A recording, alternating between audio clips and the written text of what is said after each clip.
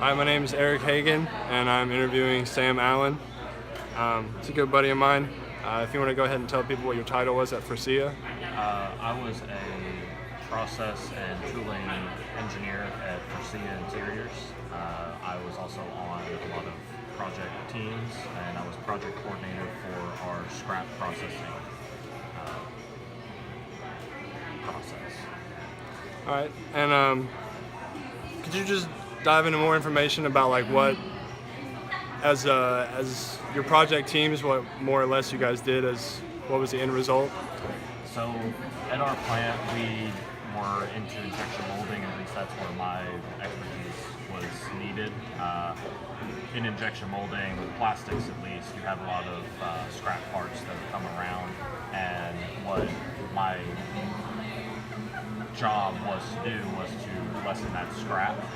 So at the very start of the project, we had a 3% scrap rate, and by the end of the project, we halved that down to a 1.5% scrap rate. It saved us about $40,000 a year in scrap costs, which was very good at the time. We used that money towards other things. We did many things to lessen scrap, one of which was look at not just, hey, we're getting scrap for these reasons, but also from what machine that scrap was being produced at, and what we can do. Say you had short shots, which is you have the plastic doesn't form all the way, you have a cavity that's not there, or bubbling, stuff like that. You would look at those different pieces, gather all the information, and then because certain things would cause those defects, you would fix the machines, fix your processing for those issues. All right, so as project coordinator, what kind of things would you run into with motivating your team? Motivation was very hard at Forcia where I worked. We had 3 different crews. You had A, B, and C shift. C shift worked weekends and nights, same with B crew. B crew worked nights mainly. A crew was during the day, so I got to spend more time with A crew. A crew did a great job initially, making sure they labeled their scrap parts and everything like that.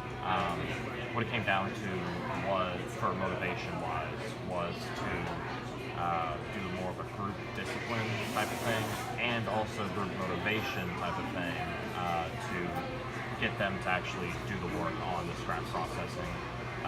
The only thing they had to do was get a red tag, write down the defect, the date, where that was from, put it on there, and then throw it over in the pile. Initially, we started out keeping every single piece of scrap for the week. The problem with that is we had too much scrap for the area the containment area. So we went down to having it per day.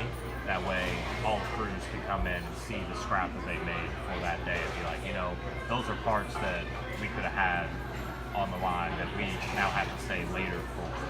And I think that's what helped out the most, was they learned that because those parts could have been in production, they had to stay later to make up for those scrap parts. Okay, as project coordinator, how do you feel about using punishment as possible effective motivation? Punishment is it could be beneficial.